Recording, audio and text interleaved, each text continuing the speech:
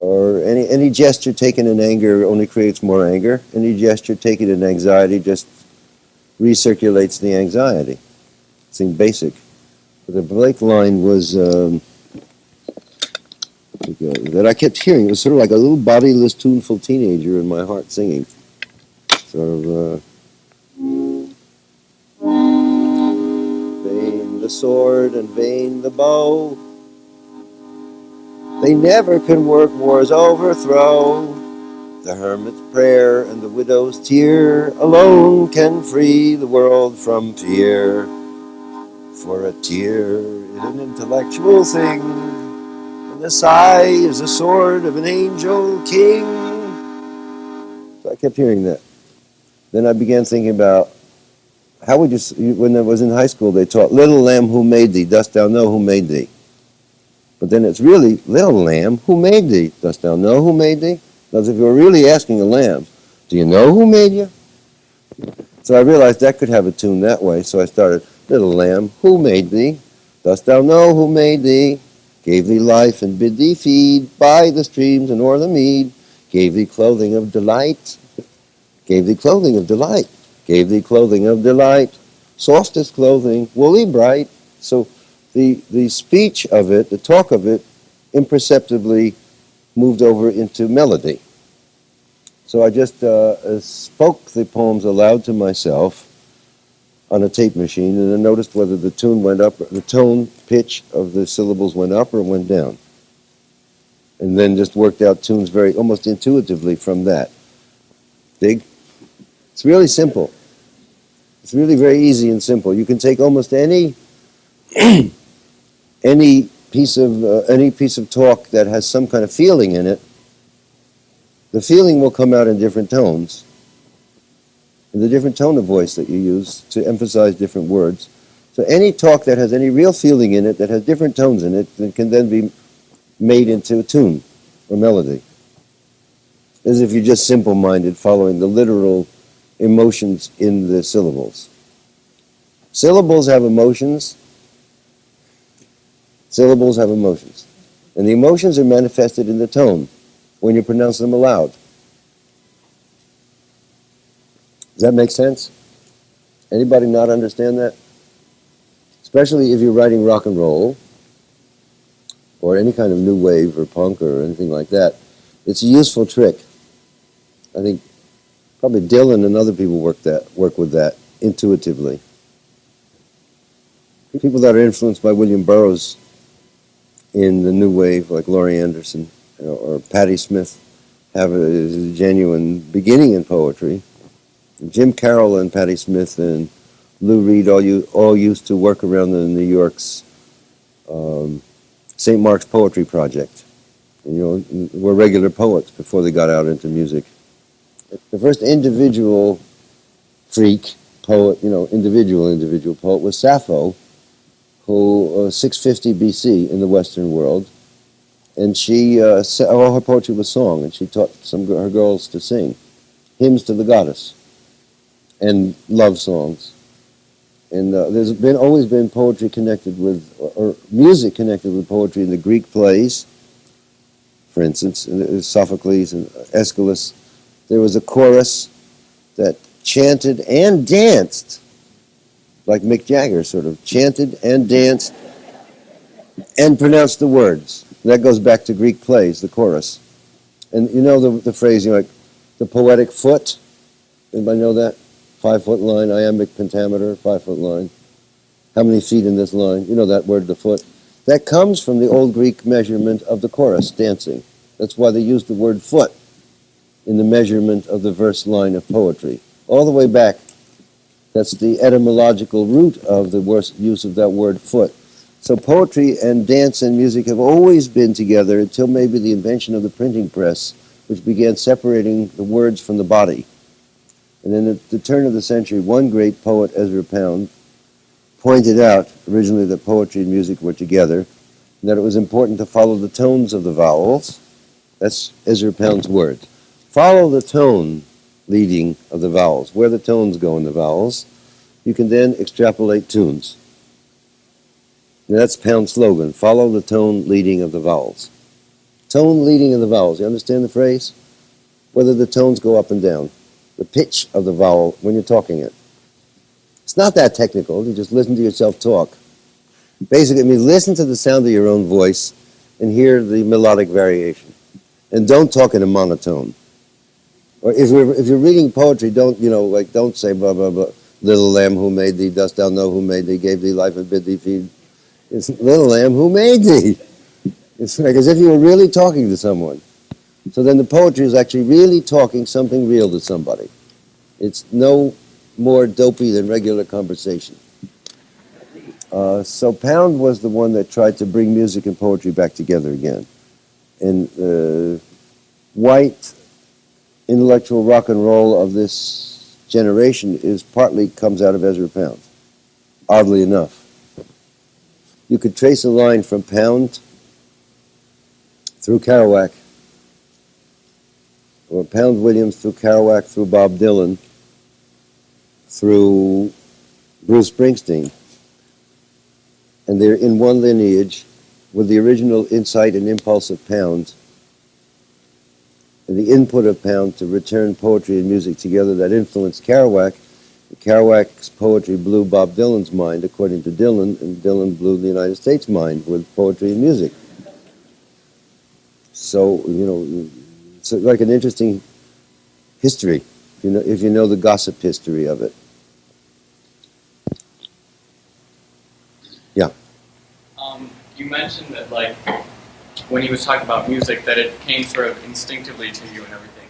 Yeah. And I know that you. I think that's to everybody, really. Yeah, I know that you practice Buddhism. Do you think that helps you get more in touch with your instinctive stuff?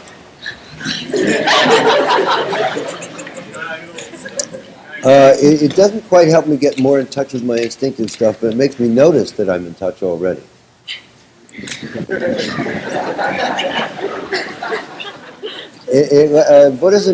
Buddhist meditation leads to noticing what you notice already.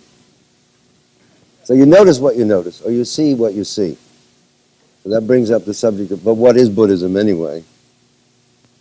And basically, the whole Buddhist shot is the sitting practice of meditation. That's the most important aspect of it. Rather than any idea or theory or philosophy, though there is quite a bit of philosophy involved. I had been thinking of this, because there's lots of talk about Buddhism or question, but nobody knows exactly what that's all about. So we do an experiment for 5 minutes in actual sitting. Is that okay? So first of all, if you'll sit up straight on the edge of your seat, forward, you'll notice that at least you can sit with your back straight. If you're sitting in the back, you'll tend to slump or lean. So it's more athletic, majestic way of sitting, as if you're awake. There are different varieties of sitting, but they're all more or less centered on the breath. But basically, you're sitting up straight so that your spine supports your body rather than your muscles supporting your spine. Because if you're slumped and the muscles are supporting your spine, there'll be a tendency to ache. Whereas if you just hang from the tree of your spine, hang your muscles and meat and flesh from the tree of the spine, it's actually easy to sit comfortably and relaxed. Relaxing your belly, letting it fall out, letting it all hang out. Relaxing your shoulders and your anus and the muscles on the sides. Eyeballs relaxed. Not focused on anything particular, not fixed on me or on a point. Not trying to bring an image into the brain, but letting the optical field rest outside. So the next thing is, what do you do with your mind? Here we get to the point, which is pay attention to your breath, or particularly to the out breath, from your nose out into space as the breath flows out. And follow the out breath from the tip of your nose, from when it comes out of your body, to where it dissolves, or flow out with the breath, or identify with the breath, or notice the breath, and then let go. And I'll ring a bell after 3 minutes.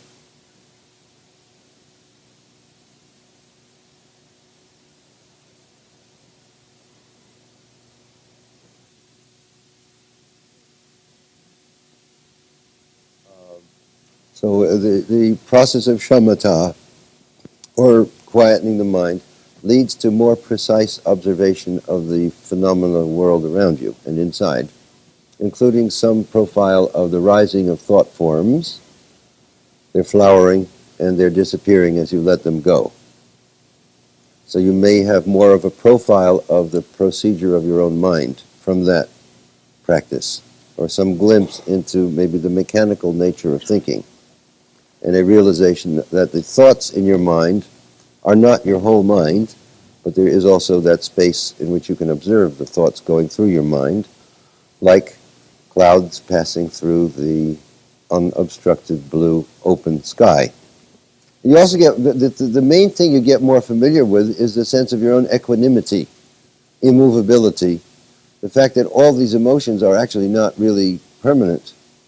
But what is permanent is this very intelligent, open, amused, civilized, gentle, generous observer who is not tricked by his own mind. You get in touch with your ordinary mind, with the stainless azure sky of open mind, which is you. Now, as you get in touch with your Buddha nature, open, awake mind, not fucked up by greed, lust, getting high, getting low, mind not stained by depression, just open mind. If you're interested any more in this, there are several texts, books, handbooks of sitting. One very famous one by Suzuki Roshi is called Beginner's Mind, Zen Mind. And another practical book on like posture, how to relate to your thoughts, by Chogyam Trungpa, who's my teacher. It's called Meditation in Action, Shambhala Press, Boulder. So those are two reference works if you want to take this little thread that I've laid out and follow it out, unravel the whole sweater. Then regarding the notion of letting go of thought forms, or letting go, in a Buddhist context, I have a gospel song or a sort of country western style song outlining Buddhist theory called Gospel Noble Truths. It's basically just a simple-minded country western, you are my sunshine. But it also has sort of a secret structure, which is the three marks of existence, according to Buddhist psychology, and then it goes on to other aspects, including the outline of the Eightfold Noble Path, which is the Eightfold Path to Realization, which means right views, right ambition, right speech, right thought, right labor, right meditation, right awareness. And then the song goes through a review of sight, sound, smell, taste, touch, and mind, the six senses, and some general advice on sitting. Sit when you sit, breathe when you breathe. So, Gospel Noble Truths.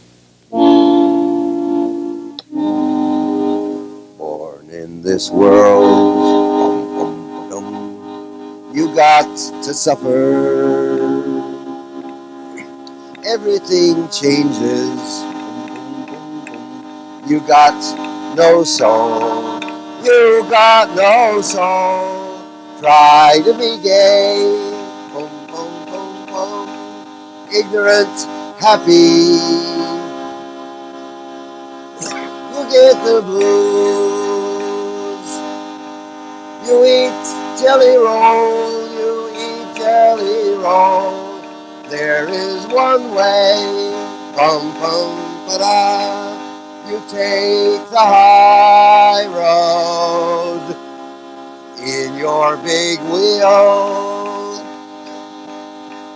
8 steps you fly, 8 steps you fly, look at the view. Bum, bum, ba-da, right to horizon. Talk to the sky. Act like you talk, act like you talk. Work like the sun. Bum, bum, ba-da. Shine in your heaven. See what you done. Bum, bum, ba-da. Come down and walk. Come down and walk. Sit, you sit down. Breathe when you breathe. Lie down, you lie down. Walk when you walk. Walk when you walk. Talk when you talk. Bum, bum, ba-dum. Cry when you cry. Lie down, you lie down. Die when you die. Die when you die. Look where you look. Look where you look. Hear what you hear. Hear what you hear. Taste what you taste. Hear, pum pum. Smell what you smell. Smell what you smell. Touch whom you touch. Pum pum ba-da. Think what you think. Pum pum ba-da. Let go. Let it go. Slow. Earth, heaven, and hell. Earth, heaven, and hell. Die when you die. Die when you die. Die when you die. Die when you die. Lie down, you lie down. Lie down, you lie down. Die when you die. Die when you die. Die when you die. Die when you die. Die when you die. Die when you die. Lie down, you lie down. Lie down, you lie down. And you die when you die.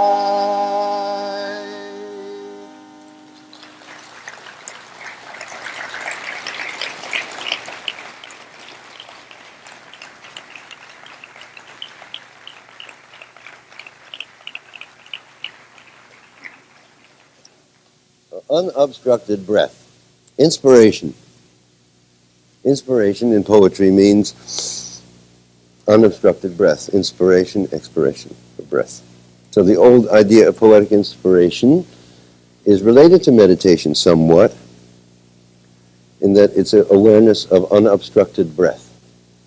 And the classic examples are Shelley's Ode to the West Wind. You know that poem? Is that taught here? Some must know it. It was sort of a standard classic. It's like the greatest inspired romantic poem by maybe the greatest inspired romantic poet, Percy Shelley. You should check that out, because if you read that aloud, you can get high on it. If you read it aloud following the breathing as indicated by the punctuations, commas, periods, it'll put you in a state of hyperventilation and you'll get a buzz in your body. Quite literally. And Shelley's Ode to the West Wind is about breath, about wind. How many know that poem? How many don't? Good God. Well, let's go back to Shelley. Get to work. Well, let me read the Ode to the West Wind then. It's sort of like a symphonic piece in that it begins, rises like a wind into some kind of unobstructed breath, then goes down again, begins a little quieter, and then rises again, and then finally bursts out into a kind of climactic series of utterances and fast breaths, like coming in a way. So this would be 18, he wrote this in 1817 or 1818. So Ode to the West Wind.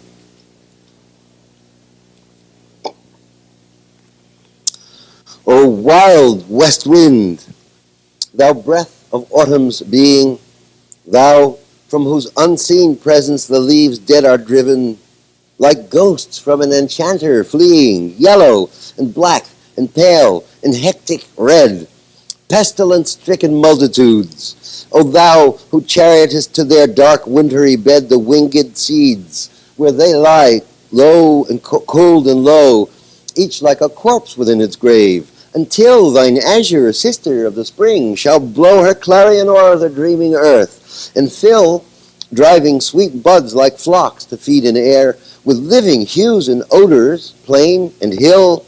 Wild spirit, which art moving everywhere, destroyer and preserver, hear, oh, hear! Thou on whose stream, mid the steep sky's commotion, loose clouds like earth's decaying leaves are shed, shook from the tangled boughs of heaven and ocean. Angels of rain and lightning, there are spread on the blue surface of thine airy surge, like the bright hair uplifted from the head of some fierce Maenad, even from the dim verge of the horizon to the zenith's height, the locks of the approaching storm. Thou dirge of the dying year, to which this closing night will be the dome of a vast sepulchre, vaulted with all thy congregated might of vapors, from whose solid atmosphere black rain and fire and hail will burst. Oh, hear! Thou who didst waken from his summer dreams the blue Mediterranean, where he lay, lulled by the coil of his crystalline streams, beside a pumice isle in Bai's bay, and saw in sleep old palaces and towers quivering within the waves' intenser day, all overgrown with the azure, moss, and flowers so sweet, the scents faint picturing them. Thou for whose path the Atlantic's level powers cleave themselves into chasms, while far below the sea blooms and the oozy woods which wear the sapless foliage of the ocean know thy voice, and suddenly grow gray with fear, and tremble and despoil themselves. Oh, hear! If I were a dead leaf, thou mightest bear. If I were a swift cloud to fly with thee, a wave to pant beneath thy power, and share the impulse of thy strength, only less free than thou, oh, uncontrollable! If even I were as in my boyhood, and could be the comrade of thy wanderings over heaven, as then, when to outstrip thy skiey speed scarce seemed a vision, I would ne'er have striven as thus with thee in prayer in my sore need. Oh, lift me as a wave, a leaf, a cloud. I fall upon the thorns of life. I bleed. A heavy weight of hours has chained and bowed one, two, like thee, tameless and swift and proud. Make me the lyre, even as the forest is. What if my leaves are falling like its own? The tumult of thy mighty harmonies will take from both a deep autumnal tone, sweet though in sadness. Be thou, spirit fierce, my spirit. Be thou me, impetuous one. Drive my dead thoughts over the universe like withered leaves to quicken a new birth, and by the incantation of this verse scatter as from an unextinguished hearth ashes and sparks my words among mankind. Be through my lips to unawakened earth the trumpet of a prophecy. O wind, if winter comes, can spring be far behind? Well, that's real powerful.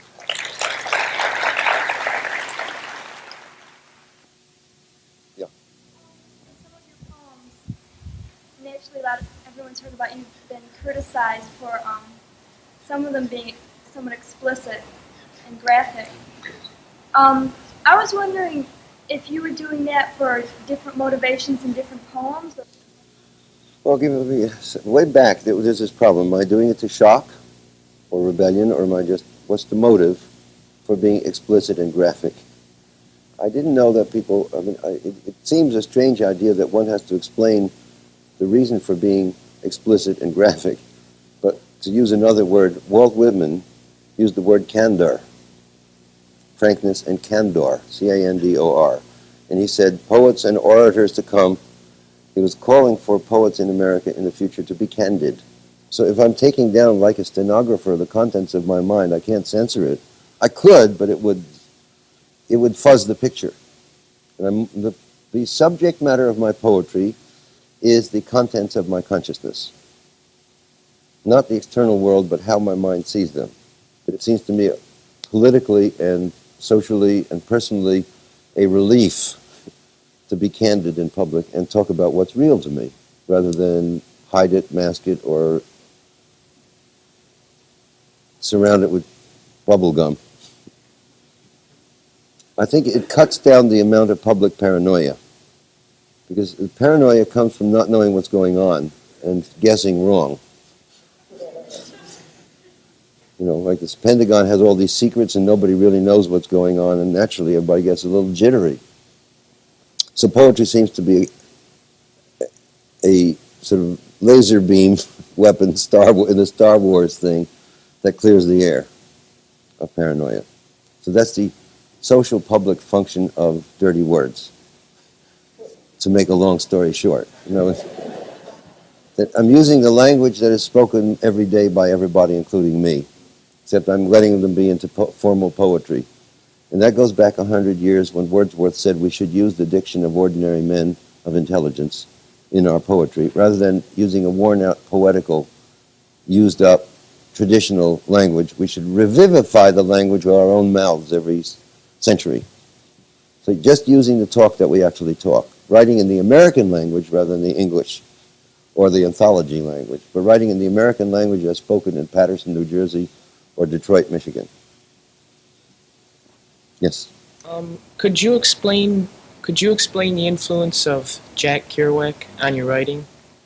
Could I explain the influence of Kerouac on my writing? It seemed to me that Kerouac was the primary seminal genius of American poetry and prose in the latter half of the century, in that he broke through the idea of restrained and obstructed syntax and language and thought forms to unobstructed prose, poetry, and record of his mind. The training and discipline is in disciplining and training the mind, not revising on the page, which is superficial compared to having a clear consciousness of your own mind and noticing what you noticed and being able to write it. So he had a number of rules for writing, but one of the most useful for anybody is don't stop to think of the words, comma, but to see the picture better. That's the discipline. Knowing to go back to the primordial mind of the first flash, where first thought, best thought. First thought is best thought. Primordial mind, first unobstructed perception, which is pictorial very often for prose poetry writers. Going back to that first glimpse, raw mind, and relying on that for the language to emerge and the picture to emerge and the structure of the sentence to emerge, rather than forgetting about the original material, picture, image that you're trying to recollect and describe, and getting tangled in the words, forgetting about the original picture. So if the mind is shapely, the art will be shapely, is the slogan. Mind is shapely, art is shapely. If your mind can be clearly focused on what is happening within your mind, if your attention is clearly focused on what is happening, what is passing before your mind's eye, and you become the stenographic recording angel of your own intelligent mind, then there is no problem of obstruction in the language or no problem of form, because the mind itself already is one mind, shapely. And so following your own mind, you'll have a shapely form in the art. The other slogans for that kind of writing are Ezra Pound, direct treatment of the thing, which means pay attention to the original thing, direct treatment of the thing, avoiding abstractions. William Blake, pay attention to labor well the minute particulars. Pay attention, labor well the minute particulars. Take care of the little ones. Labor well the minute particulars. Take care of the little ones. Generalization and abstraction are the plea of the hypocrite, knave, and scoundrel. Ronald Reagan. Generalization and abstraction and vagueness. Ezra Pound, the natural object is always the adequate symbol. In other words, you see the real thing and you write about that real thing and it will be symbolic of everything else also. Or things are symbols of themselves rather than something behind them. So you pay attention to what's in front of you clearly in your mind's eye or outside you. So Kerouac sort of seemed to encompass all those clever, intelligent, witty, and soulful and profound ideas about writing and wrote spontaneously, able to pay attention to his own mind, and broke through by declaring his independence of revision, burning his bridges behind him and saying, everything I write in sacred world of sacred mind is sacred writ, and therefore I can't revise it. So that sort of was like an example to Gary Snyder, to myself, to Bob Dylan ultimately, to Philip Whalen, to all the West Coast poets, to Robert Duncan, who was already interested in Gertrude Stein, who did the same kind of thing, writing ahead and not revising, and just writing the contents of the mind, following the mind itself. And it influenced Robert Creeley, Gregory Corso somewhat. Almost all the poets that we read now, Ted Berrigan or Ann Waldman, many of whom teach at Naropa Institute in Boulder, at the Jack Kerouac School of Disembodied Poetics, in a Buddhist academy, the first Buddhist university in the West, Naropa in Boulder, where Burroughs, myself, Corso, Ann Waldman, Emiri Baraka, and other friends of Kerouac will be this summer, July 15th to August 15th, teaching, as we've been for the last 10 years. So actually he founded a whole school without even trying. So that was his influence. Spontaneous mind. Recognition of spontaneous mind, respect for spontaneous mind in America. But this is an old tradition in Japan, China, Tibet, India. That's the way they make haikus and calligraphy and flower arrangement and archery and poetry. The 100,000 songs of Milarepa spoken into the air, taken down by his students, spontaneously done in Tibet. Or the haiku practice where you see a thing and spit forth intelligence on the moment. So that's an old tradition. The notion of spontaneous accuracy is an old Oriental practice. It's not some newfangled hippie thing that sloppy writers discovered because they were lazy in 1950.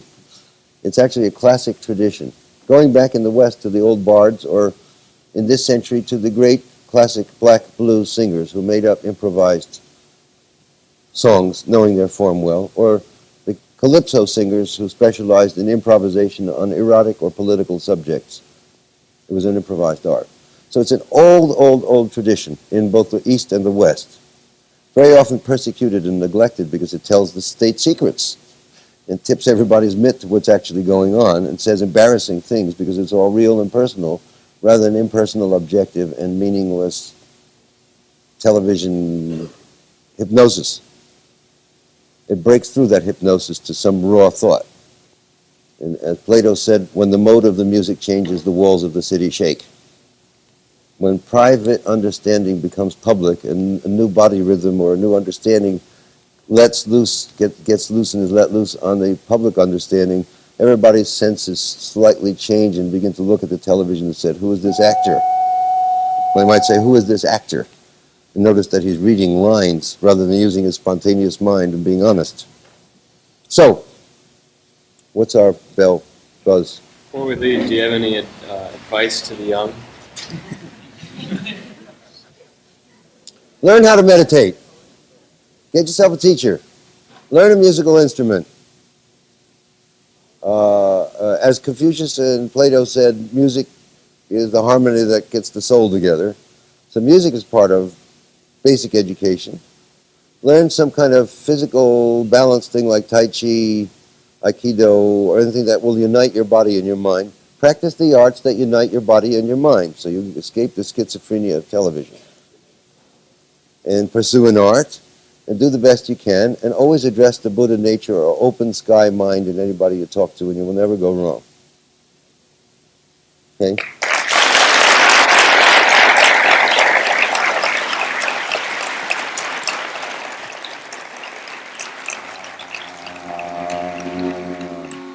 Sunflower, weary of time, who countest the steps of the sun, seeking after that sweet golden climb, where the traveler's journey is done, where the youth pined away with desire, and the pale virgin all shrouded in snow arise from their graves and aspire where my sunflower wishes to go.